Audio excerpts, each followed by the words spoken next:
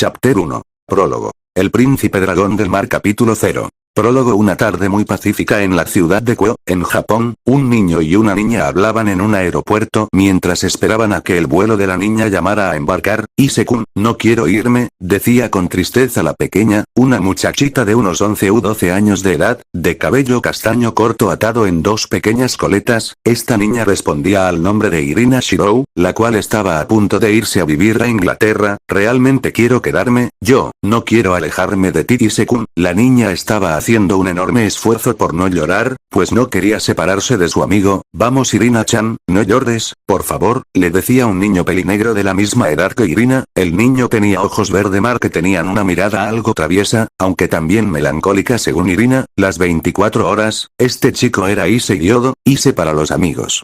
El porqué del apego que sentía la niña hacia él es porque él es su mejor amigo y, sin que él lo supiera, también el niño que la había enamorado. Sé que nos volveremos a ver muy pronto. Issei trataba de tranquilizar a su amiga, pues sabía bien lo mucho que le dolía el tener que separarse. Después de todo, él es su único amigo, pues los demás niños de la ciudad la tildaban de rara por su devoción a la religión cristiana a pesar de ser japonesa. ¿Y te prometo algo?, le preguntó a la niña mientras que se sonrojaba un poco, pues estaba por decir algo que, sin saberlo, muy en el futuro le traería problemas como nunca se imaginó, y no problemas precisamente desagradables, sino todo lo contrario.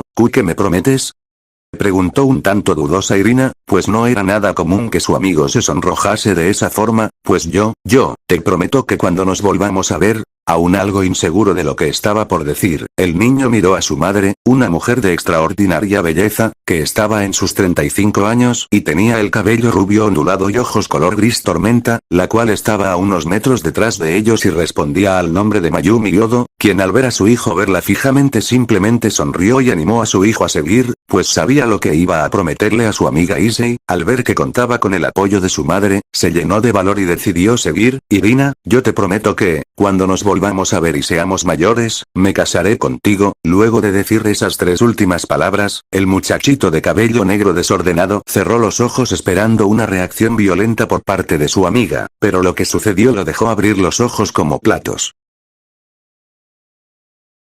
Irina le estaba dando un beso. Fue un beso corto, casto, puro e inocente como se esperaría del primer beso de un par de niños de esa edad, pero le transmitió a Issei todo lo que Irina sentía por él. Ise-kun, por supuesto que me casaré contigo cuando seamos mayores. Luego de decir eso, la pequeña castaña se separó muy sonrojada pero sonriente de un igualmente rojo Issei, para correr junto a su madre Anastasia Shidou y su padre Touji Shidou, el cual hizo algo que Issei no se esperó, le levantó el pulgar y le guiñó un ojo, como si le estuviera dando permiso, cosa que hizo que el pobre Issei empezara a echar humo por la cabeza y su rostro pareciese un tomate maduro otra vez. Unos pocos minutos después, el avión de la familia Shidou ya se perdía en el horizonte mientras era observado hasta desaparecer por Issei y Mayumi, los cuales luego subieron a su auto, el cual la madre del pequeño hizo arrancar para comenzar a conducir hacia su casa, mas durante el trayecto se encontraba inquieto en su asiento.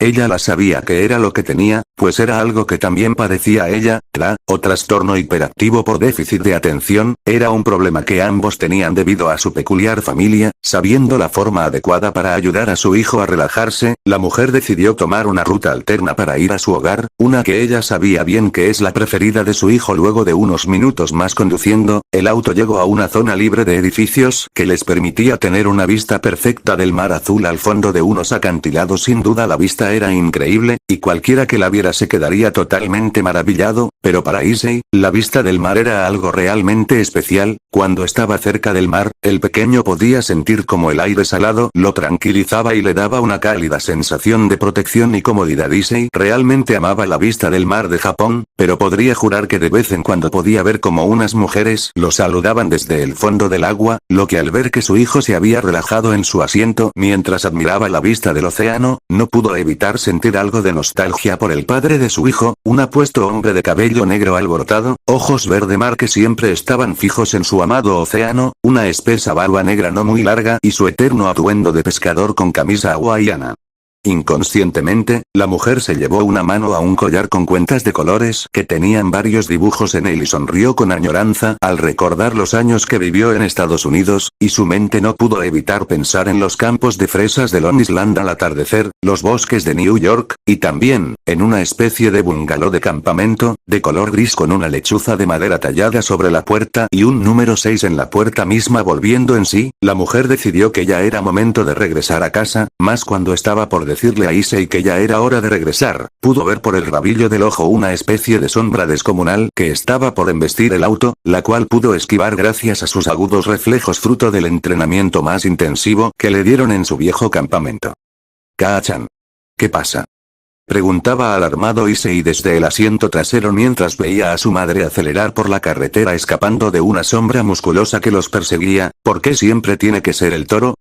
Se quejaba en voz baja Mayumi por su suerte, al parecer los hijos de él siempre tenían la mala suerte de encontrarse a ese monstruo en particular en algún punto de su vida. No pasa nada cariño, solo, al no ocurrírsele una buena excusa, la mujer se puso a maldecir en griego antiguo, agradeciendo a los dioses que su hijo aún no podía entenderlo completamente. Vamos, piensa en cómo puedes escapar, eres hija de Atenea maldición.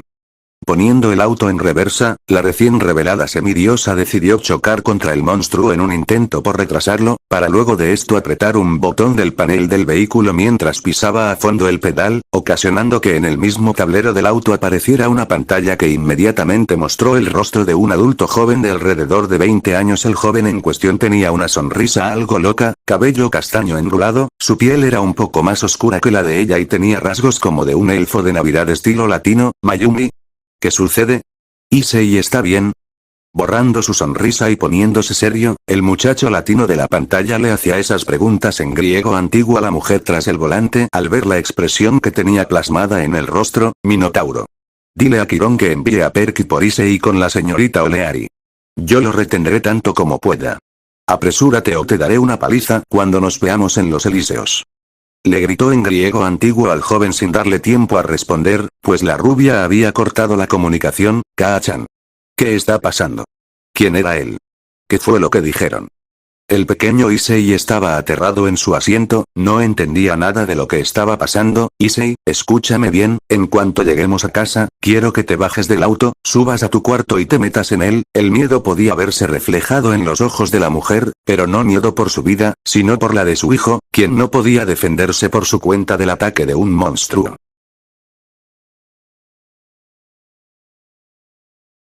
El resto del viaje a casa fue muy tenso y silencioso, pero Mayumi no bajaba la guardia, sabía que si el Minotauro estaba cerca, también podría haber muchos otros monstruos cerca, y debido al acuerdo denominado Vive y Deja Vivir que tenía con los demonios que controlaban la zona, no podría pedirle ayuda a ellos, por lo que hasta que llegara su cuñado ella estaría sola. En cuanto llegaron a casa, Mayumi llevó a Issei a su cuarto, cerró la puerta con llave, colocó varias barricadas y se preparó con su espada de bronce celestial a que llegasen. Los refuerzos, su opción favorita, o si no los monstruos, su opción menos favorita, mas sucedió algo que en serio no estaba en sus cálculos. La ventana de la sala de estar explotó y se abrió un enorme agujero, del cual entró un sujeto con un traje negro, tenía la piel pálida, ojos rojos hundidos, colmillos como de tiburón, cabello negro grasiento y 3 pares de alas negras como de cuervo saliendo de su espalda. A veces ser hija de la diosa de la sabiduría favorecía a Mayumi, pues reconoció de inmediato a ese sujeto. Vaya, pero ¿qué hace una semidiosa aquí? ¿No estás lejos de casa, diosecilla? Dijo el ángel caído con algo de burla en su voz. No me digas que eres tú la que porta al dragón rojo. No hay rastros de energía draconiana en ti, puedo sentir la firma del maldito de Draiga allá arriba. Dime, diosecilla, ¿tienes un hijo? Al notar que la mujer se tensó y sujetó con más fuerza su espada en cuanto dijo eso, el caído sonrió con maldad, pues había dado en el clavo. Será mejor que lo entregues, si lo haces tal vez considere matarlo de forma rápida y dejarte vivir. A lo dicho por el ángel caído con cara de tiburón, Mayumi se lanzó a atacarlo con su espada, mas el ángel oscuro simplemente la esquivó y sonrió con locura creando una espada de luz. El cadre comenzó a bloquear los ataques de la mujer, que si bien era muy buena en la esgrima, no se podía comparar con él, que había luchado directamente contra su padre, el dios bíblico, Elohim, además de llevar luchando desde hace milenios demonios contra los demonios y los ángeles, la diferencia de niveles era abismal, aunque debía admitir que esa asquerosa griega era una excelente espada china. No permitiré que toques a mi hijo. Rugió furiosa la hija de Atenea mientras seguía arremetiendo contra el cadre con todas sus fuerzas, pues la vida de su hijo corría peligro, no podía darse el lujo de ser vencida por un asqueroso ángel caído. Mientras tanto, en su cuarto, Issei podía oír la lucha que se desarrollaba en la sala de su casa, pero no podía hacer nada, pues su madre lo había encerrado en el cuarto y no tenía forma de salir además de la puerta, pero de repente, notó como ésta se abría como si nada. Al parecer su madre no lo había encerrado realmente. Sin dudarlo un instante, el pequeño pelinegro salió corriendo de su cuarto y bajó las escaleras a toda velocidad, solo para ver cómo su madre luchaba con una espada contra un hombre pálido de cabello negro que empuñaba también una espada, solo que hecha de lo que parecía ser luz. Kaa-san. Al decir eso, el niño ocasionó que ambos lo vieran de reojo, aunque con distintas reacciones. Su madre esbozó una mueca de horror y Kokabiel sonrió como todo un maniático. Vaya, así que ese mocoso de ahí es el Sekiryu-tei, un asqueroso legado griego de Atenea. Decía el caído frunciendo el cejo, realmente detestaba a esa diosa, y lo demostraría primero matando a una de sus hijas y luego al que probablemente sería el más poderoso de sus legados actuales. Si hacía eso, podría provocar una guerra contra los griegos, podría aplastar a esos ególatras de una vez por todas. Todas las facciones tendrían que aceptar que los ángeles caídos son la raza más poderosa. Corre, Issei. El pequeño estaba paralizado, a pesar del grito de su madre. Issei no se podía mover. En ese momento de distracción de Mayumi, Kokabiel le propinó una patada en el estómago, causando que ella perdiese su espada, lo que el caído no dudó en aprovechar para atravesar su pecho con la espada de luz. ¡No! El grito de Issei pudo oírse fácilmente a varias cuadras de ahí, un grito que fue oído por cierta criatura taurina, la cual soltó un rugido, o será mugido, aún más fuerte, que fue oído por el cadre, quien simplemente puso una expresión de molestia. Grandioso, un minotauro. Ahora que lo pienso, mejor dejaré que él te mate, mocoso. Sin decir más, Kokabiel comenzaba a retirarse, pero antes de irse, si consigues sobrevivir, espero que algún día me busques por venganza. Hace tiempo que no mato a un portador de Draiga. No olvides el nombre de Kokabiel. Con eso último dicho, el ángel caído se fue en un destello purpúreo, dejando tras de sí un montón de plumas negras. En cuanto este se fue, Issei rápidamente se acercó a su moribunda madre, la cual yacía en el suelo con sangre brotándole de la herida propiciada por Kokabiel. Kaa-san. El niño trataba inútilmente de detener la sangre que salía del pecho de su madre al tiempo que las lágrimas surcaban su rostro. Se sentía culpable, de no haber sido por su inacción, su madre no se habría distraído. Issei. Con sus últimas fuerzas, Mayumi levantó su mano para acariciar el rostro de su hijo. Sé fuerte, ve al campamento, hazte fuerte, confía en los dioses, confía en tu familia, te amo, hijo. Luego de decir esas palabras, Mayumi perdió toda fuerza restante en ella y su mano cayó al suelo ensangrentado, totalmente inerte. Mayumi Odo había muerto. Kaa-san. El niño gemía inconsolable sobre el cuerpo sin vida de su madre. Más de repente, sintió un bufido a sus espaldas. Con temor, el niño se dio vuelta lentamente, solo para encontrarse con un ser monstruoso que solo había visto en los libros de la escuela. La criatura en cuestión tenía un enorme y muy musculoso cuerpo, pero lo realmente aterrador era que, del cuello para arriba, tenía una enorme cabeza de toro que le bufaba mientras se relamía los dientes, pues había encontrado a una presa. ¡Ayuda! ¡Alguien sálveme! Desesperado, el pequeño niño gritaba por socorro. No podía morir, el sacrificio de su madre no podía haber sido en vano. El minotauro estiró su enorme mano, listo para tomar y aplastar el cráneo del pequeño, pero sucedió algo que definitivamente lo tomó de sorpresa. ¿Qué sucedió? Pues que una reluciente hoja de bronce perteneciente a una espada le había atravesado el abdomen por la espalda. El dueño de dicha arma simplemente hizo un corte hacia la derecha sin sacar la espada del torso del hombre toro, cortándolo por la mitad, mas en lugar de que saltase sangre, el monstruo simplemente se disolvió en arena y polvo, dejando de él nada más que un cuerno blanco con una punta negra. Maldición, llegué demasiado tarde, dijo el adulto joven propietario de esa espada en un idioma que Issei entendió a la perfección. A pesar de no ser japonés, el joven en cuestión era un muchacho de cabello negro alborotado con un mechón gris en la parte delantera. Parecía tener unos 20 años como mucho, pero lo que más le llamó la atención a Issei fueron sus ojos, verde mar, idénticos a los suyos. ¿Quién eres tú? Le preguntó Issei al desconocido en ese idioma que no sabía que conocía. Me llamo Perky Jackson, y soy tu hermano. Luego de oír esas palabras, el pequeño niño se desmayó. Tendré mucho que explicarle cuando se despierte, se dijo Perky a sí mismo para luego voltear a ver el cadáver de la madre del pequeño. Lo lamento, debería haber estado aquí antes. Sé que te has ganado los elíseos. Descansa Mayumi, yo juro por el río Estigio que protegeré a tu hijo.